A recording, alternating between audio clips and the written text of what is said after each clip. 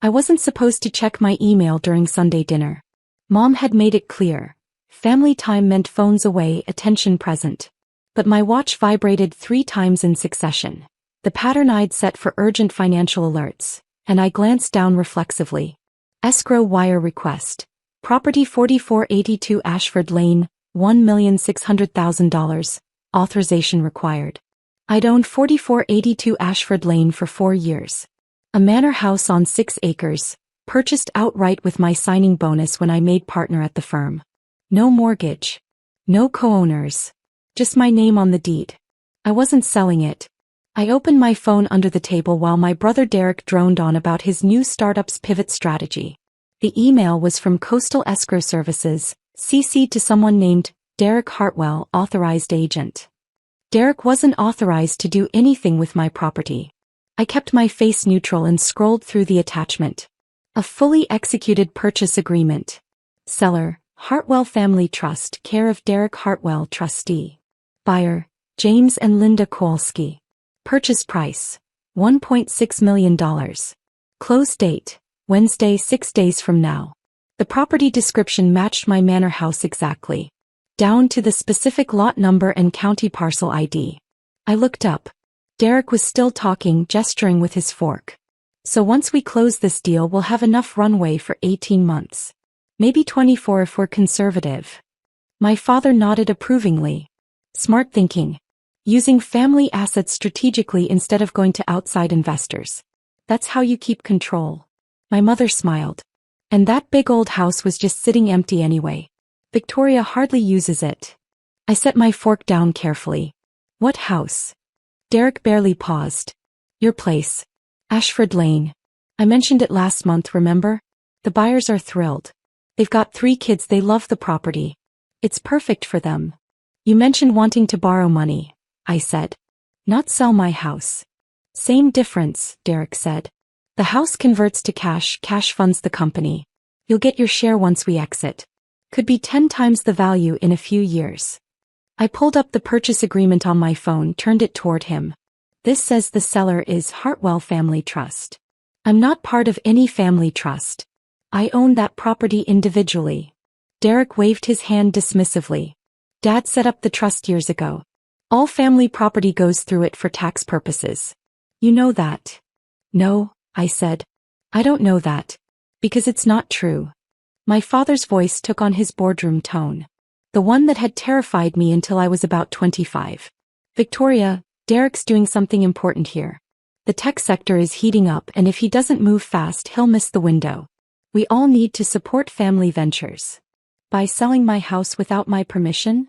My mother reached over, patted my hand. Honey, you barely live there. You're at your apartment in the city most of the time. And Derek needs this opportunity. You can buy another house later. I don't want another house later. I want the house I already own. Derek sighed like I was being difficult about something trivial. Look, the deal's done. I signed the contract 3 weeks ago. The buyers have already hired contractors for renovations. They've sold their old place. Their kids are enrolled in new schools. You can't back out now. I can't back out of something I was never part of, I said. Who signed the seller's documents? I did, Derek said. As trustee. Of a trust that doesn't exist. It exists, my father said firmly. I established it in 2015. The Hartwell Family Asset Trust. All significant family holdings are held through it. I pulled up my property deed on my phone. I kept all important documents in cloud storage. Showed him the screen. Owner, Victoria and Hartwell. Individual. Vesting. Fee simple absolute. No mention of any trust. My father squinted at the screen. That's the old deed. Before the trust transfer. There was no trust transfer. I never signed anything transferring property to any trust. Derek was getting annoyed now. His startup voice, the one he used with investors, replaced his family voice. This is exactly why I handled it administratively. I knew you'd overcomplicate things. The trust documents are all filed properly. The title company verified everything. Which title company? Coastal Title. They're handling the escrow. I opened my email, found the escrow officer's contact information and stood up from the table. Excuse me. I need to make a call. My mother's voice followed me out. Victoria, don't embarrass us. The buyers are lovely people. I stepped onto the back patio and dialed. The escrow officer answered on the third ring, probably working Sunday to close deals. Coastal Escrow, this is Jennifer. Jennifer, this is Victoria Hartwell. You sent me a wire authorization request for 4482 Ashford Lane. Yes. We're so close to closing. Just need your signature on the final documents. I need you to tell me what seller documentation you have on file. Pause. I have the trust documents, the deed transfer and authorization from Derek Hartwell as trustee. Can you read me the date on the deed transfer? Papers rustling. It's dated March 12, 2019. Transferring the property from Victoria Hartwell to the Hartwell Family Asset Trust. I never signed that document. Long silence. I'm looking at it right now, Jennifer said slowly. It has a notary seal and your signature. It's forged. I need you to halt this transaction immediately. Miss Hartwell, we close in 6 days. The buyers have sold their home. If there's a title issue, there's a fraud issue, I said. I'm the property owner. I never authorized this sale. If you proceed, you're facilitating the illegal transfer of stolen property. I need to call my broker. He sounded panicked now. Do that. And I need copies of every document in that file, especially the deed transfer and notarization. Email them to me within the hour. I hung up and called my attorney. Got voicemail. It was Sunday evening. Left a message outlining the situation marked urgent. Then I called someone I'd hoped never to bother on a weekend. Robert Chin, CEO of Fidelity Trust Company. We'd worked together on 3 major estate restructures when I was a junior partner. I'd saved his company from a $40 million lawsuit by finding an obscure tax provision. He told me if I ever needed anything, call directly. I'd never called. Till now. He answered on the second ring. Victoria, I was just thinking about you. Aren't you turning 32 this week? My birthday was Tuesday. Yes. Robert, I need your help with something urgent. I explained the situation in 2 minutes.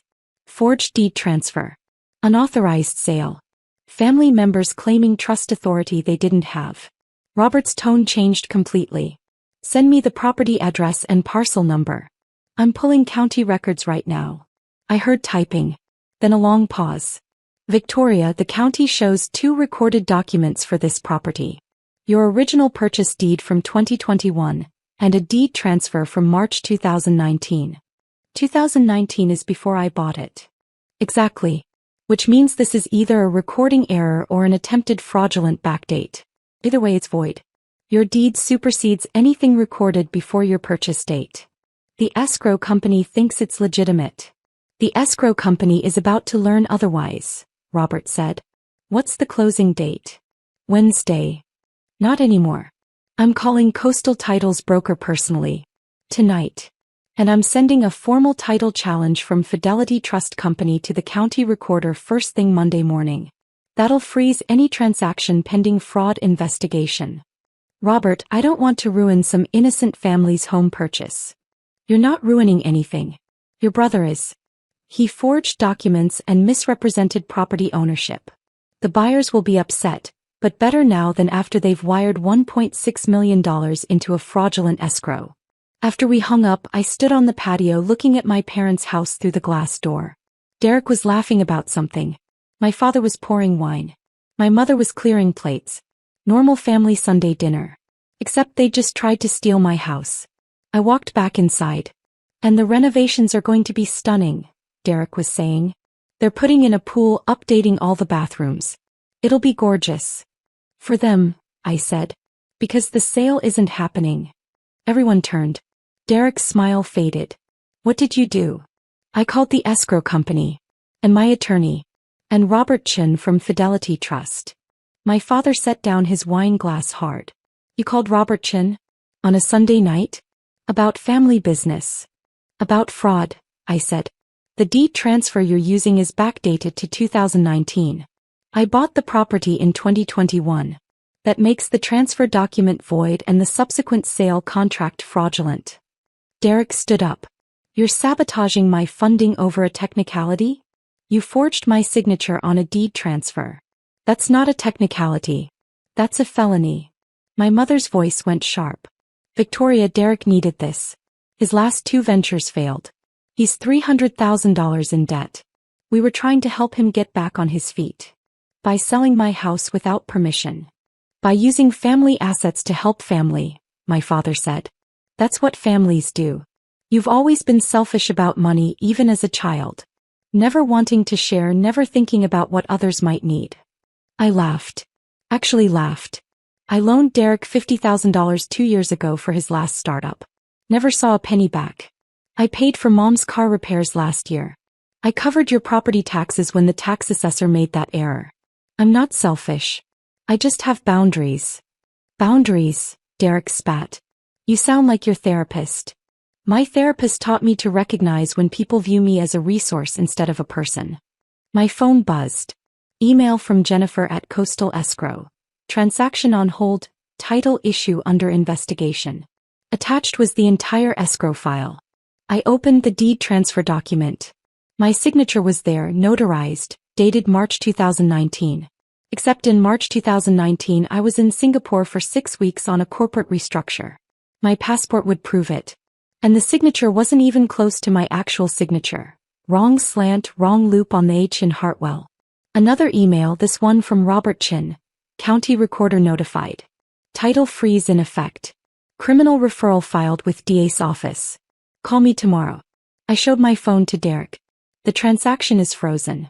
The DA is being notified. You forged legal documents. That's a crime. Derek's face went red. I needed that money. Do you understand? I need it. My creditors are threatening lawsuits. I'm going to lose everything. So you decided I should lose everything instead? You'll be fine. You make ridiculous money. You'll recover. Derek, I worked 80-hour weeks for a decade to make partner. I earned that house. You don't get to take it because you made bad investments. My father stood up. This is family money. Your grandfather built this family's wealth. Everything you have came from family connections, family opportunities.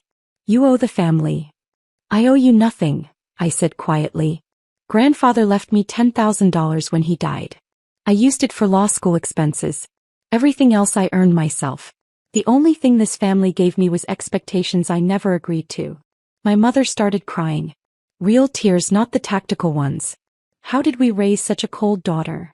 You raised a daughter who documents everything, I said. Who reads contracts? Who verifies signatures?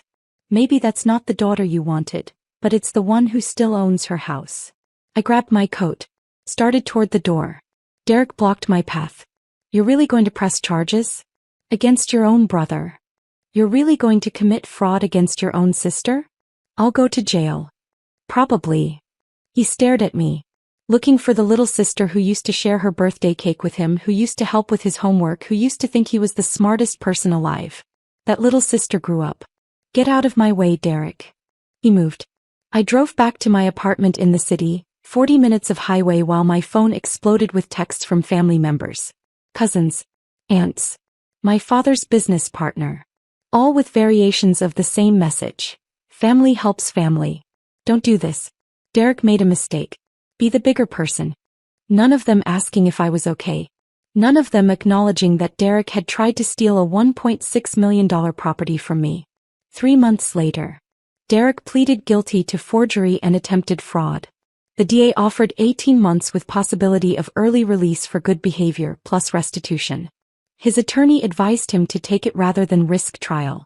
My parents didn't attend his sentencing. Too ashamed, they said. I attended. Sat in the back of the courtroom and listened as the judge called it, a profound betrayal of family trust, motivated by financial desperation and enabled by the victim's family pressuring her to allow the crime to proceed. The Kowalski family, the would-be buyers, sent me a polite email. No hard feelings. They found another house. Their kids loved the new neighborhood even more. Derek sent one letter from county jail. 3 pages of justification and blame. How I'd ruined his life. How he was the victim of my vindictiveness. How a real sister would have forgiven him. I didn't respond. My parents sent a Christmas card to my office. Inside, we pray you find it in your heart to forgive.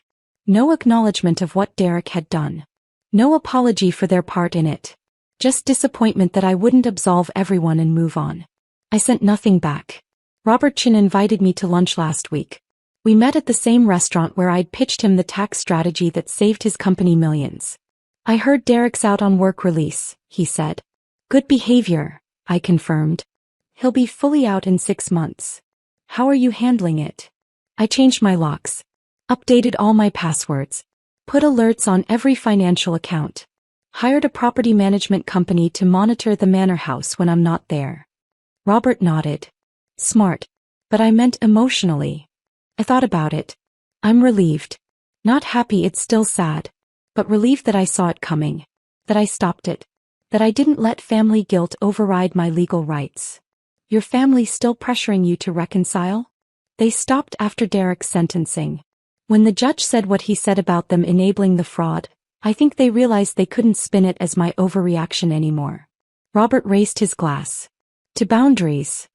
I clinked my glass against his. To documentation. We both laughed. My birthday had been quiet this year.